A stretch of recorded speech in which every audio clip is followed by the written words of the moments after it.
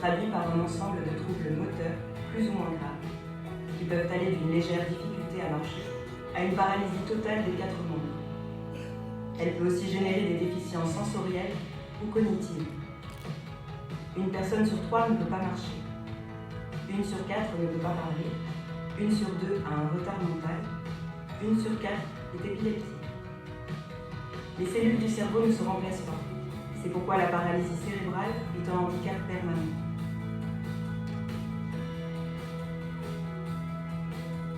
Grâce aux avancées de la science, des progrès majeurs ont été faits ces dernières années, dans la prévention des lésions, comme dans la rééducation dès les premiers mois de la vie. Mais il reste beaucoup à faire. La recherche sur la paralysie cérébrale a besoin de soutien et de dons pour financer des projets porteurs d'espoir et de progrès concrets dans la vie des personnes touchées. Tout le monde est concerné. Ensemble, nous pouvons changer le futur. Voilà pour cette vidéo d'introduction. Alors maintenant, je vais me déplacer. On est sur la scène principale, mais on a aussi une petite scène. Regardez, juste là, la lumière va s'allumer. On va rejoindre des experts qui vont justement nous parler de cette paralysie cérébrale. Bonjour, Clara Citruc, on peut l'applaudir.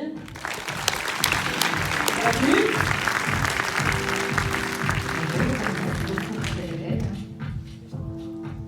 Je vais vous donner un deuxième micro, regardez, ce sera beaucoup plus simple. On va l'allumer. Et je vais vous laisser vous présenter rapidement avant qu'on démarre avec les questions. Hop. Est-ce que ça marche? Alors, oui, ça marche. Magnifique. On s'installe là? Parfait. Et puis après, on va faire intervenir notre guest star. Ok. Merci à tous. Donc, je suis la directrice de la Fondation Paralysie Cérébrale. Vous avez donc pu voir en image que la paralysie cérébrale, un handicap qui est très méconnu du grand public. Et on va dire quelques mots sur la Fondation. On partage plusieurs choses avec OxyLife. D'une part, on fête aussi nos 20 ans cette année. Donc, ça aussi. La deuxième, la plus importante, c'est que nous mettons au cœur de toutes nos recherches, comme vous le faites pour le soin, les personnes. Donc la Fondation, elle a été créée il y a 20 ans maintenant par des associations de parents qui se sont rendus compte qu'il n'y avait pas d'acteurs en France qui finançaient la recherche sur la paralysie cérébrale. Et donc avec des professionnels du soin, ils ont décidé de mettre en commun leurs fonds pour créer cette fondation qui a 2 missions principales. La première, c'est de financer la recherche sur cette pathologie. Et la deuxième, qui dépend de la première, c'est de diffuser les bonnes pratiques suite aux résultats de ces recherches. On a donc en tête de toujours pouvoir appliquer la recherche qui est découverte dans le quotidien des personnes avec paralysie cérébrale. Est-ce qu'il y a encore des sujets qui restent bien sûr à aborder, à trouver, à chercher? Il y a énormément de sujets. C'est la thématique justement de notre conférence qui a lieu la semaine prochaine. Parce qu'en fait, on ne va pas se retourner sur ce qui s'est passé les 20 dernières années, mais on va faire les 20 prochaines années au niveau de la recherche. Il y a beaucoup de choses qui ont avancé, bien entendu, mais il reste encore des trous dans la raquette. Il y a tout ce qui est sur le diagnostic. Aujourd'hui, la paralysie cérébrale, elle se diagnostique assez tardivement, entre les 2 et les 5 ans d'un enfant. Vous vous rendez compte que c'est un peu tard pour mettre en place certaines choses, quand on sait que la plasticité cérébrale, elle est la plus importante dans les 4 premières années de vie d'un enfant. Donc aujourd'hui, la Fondation, elle subventionne des projets de recherche autour du diagnostic précoce avec de l'intelligence artificielle. Ce sont des projets européens qui demandent beaucoup d'investissements financiers mais aussi humains. Donc il y a vraiment le diagnostic précoce qui va être dans les prochaines années la clé de voûte de la prise en charge des personnes avec paralysie cérébrale. Et puis il y a un deuxième sujet qui est très important pour nous tous, c'est bien entendu la suite. C'est-à-dire qu'aujourd'hui on s'est beaucoup occupé des enfants, le diagnostic précoce, la rééducation intensive au plus jeune âge, et puis il y a aujourd'hui plus grand chose qui est fait pour les personnes après la vingtaine. Et donc, en fait, il y a une grande réflexion qui a lieu en ce moment sur la participation sociale des personnes avec paralysie cérébrale. Et donc, ça va être de grands sujets de recherche et de réflexion sur les années à venir. Merci infiniment en tout cas pour ce premier éclairage, Clara. Alors, vous n'êtes pas venu seul, vous êtes notamment accompagné de Guillaume Benamou. Bonjour Guillaume. Bonjour Philippine, bonjour à tous. Merci pour votre accueil et votre invitation. Guillaume, vous êtes patient expert. Vous êtes là pour vous aider à mieux comprendre la pathologie que vous vivez, pour mieux l'accompagner justement. Alors ça va, je disais en introduction, on dit plein de choses sur la paralysie cérébrale. Et vous voulez mettre un petit peu les points sur les i. Alors en fait, il y a plein de choses à dire sur la paralysie cérébrale, c'est pas de problème. On pourrait gloser dessus pendant des heures, mais je crois qu'on va se concentrer sur les aspects que vous rencontrez, vous, au quotidien. Parce que ce qui est important, c'est les personnes que vous accompagnez. C'est pas de vous faire un cours théorique sur la paralysie cérébrale. On sera tout à fait capable de le faire, mais c'est pas le moment. Donc, sur les aspects théoriques, il faut déjà bien se souvenir que, comme le petit film l'a tout à fait bien montré, le cerveau, c'est une machine très belle, très très belle, très particulière et complètement unique. Unique à chaque enfant.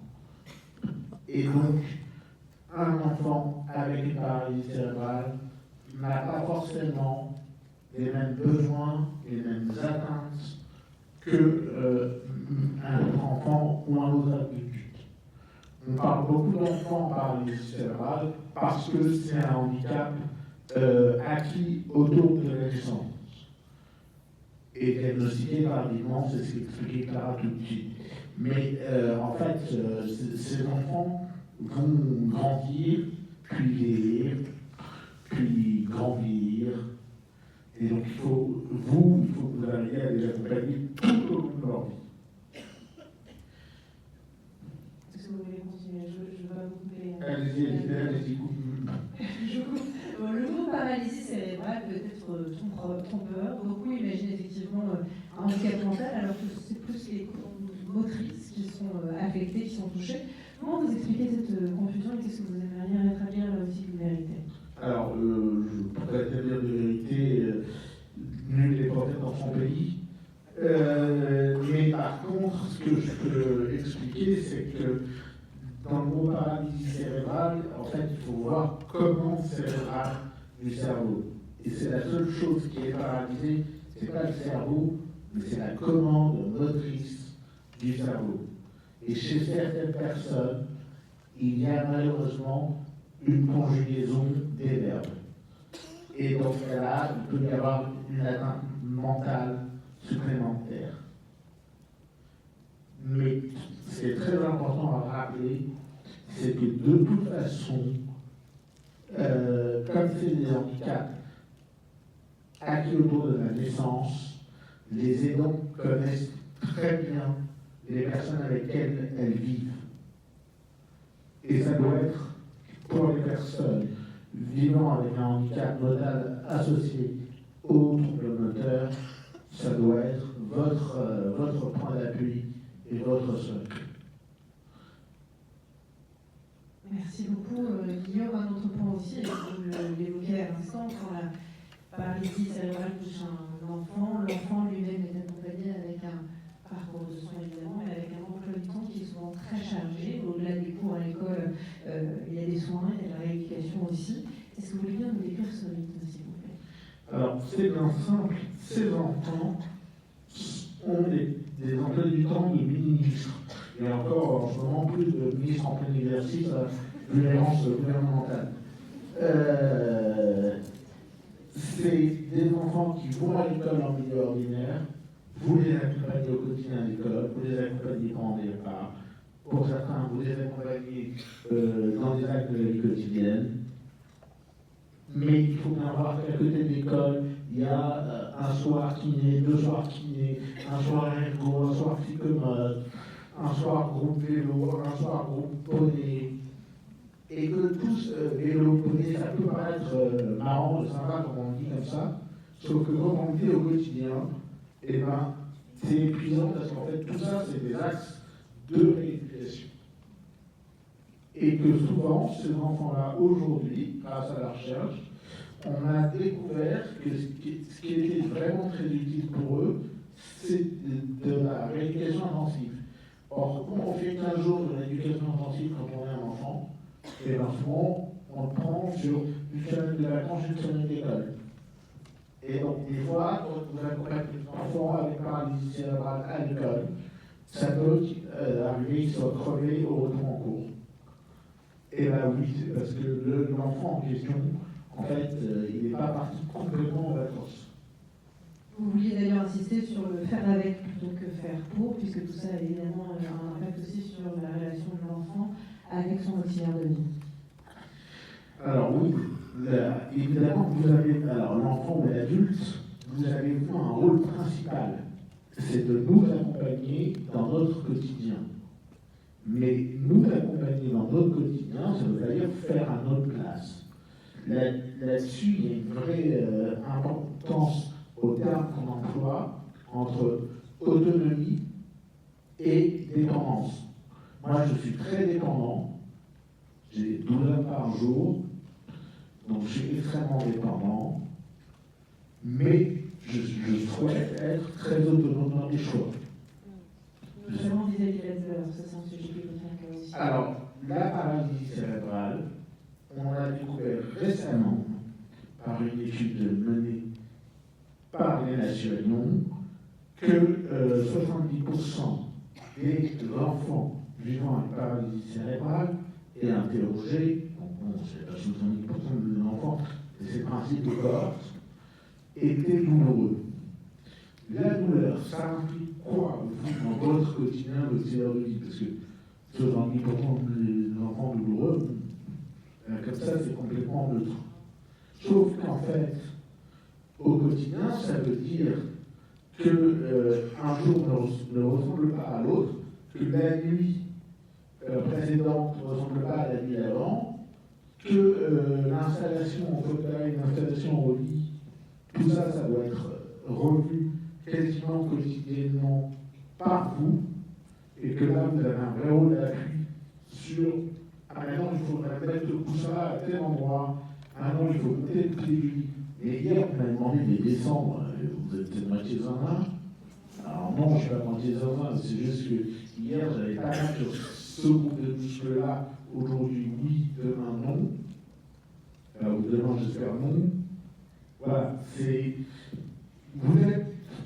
Vous êtes plus que des cuisiniers, vous êtes des chefs de cuisine en tant qu'auxiliaire de vie. Vous pouvez faire du sur-mesure avec un minimum. Votre métier, c'est de faire des sur-mesures, non seulement dans ce qu'a envie la personne, parce que je crois que c'est ça qu'il faut écouter et respecter d'abord, c'est ses choix de vie. S'il a envie de voir un film allongé de telle façon, ou assis de telle façon, ou de manger telle chose plutôt que telle autre chose, évidemment, c'est ses choix de vie d'abord. Vous allez faire un tour plutôt que de faire tel autre truc qu'il a l'habitude de faire.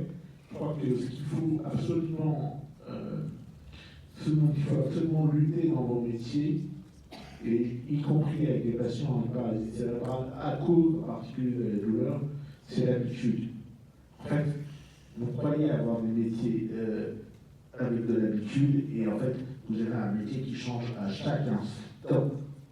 Même pas à chaque client, mais ou à chaque bénéficiaire, ou vous l'appellerez comme vous voudrez, chaque personne.